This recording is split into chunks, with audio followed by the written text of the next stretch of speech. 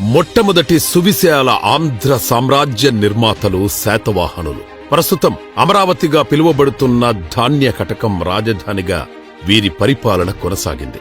శాతవాహన చక్రవర్తుల్లో గొప్పవాడు శాతకర్ణి. ఈయన తన తల్లి పేరును తన పేరులో చేర్చి గౌతమిపుత్ర శాతకర్ణి అయ్యాడు. స్త్రీమూర్తులను అంతగా గౌరవించిన పవిత్రమైన ప్రాంతం అమరావతి. నేటి ఆంధ్రప్రదేశ్ రాజధానికి అమరావతి అన్న పేరు పెట్టడం వెనుక నాటి శాతవాహనుల గొప్ప పాలనే స్ఫూర్తి.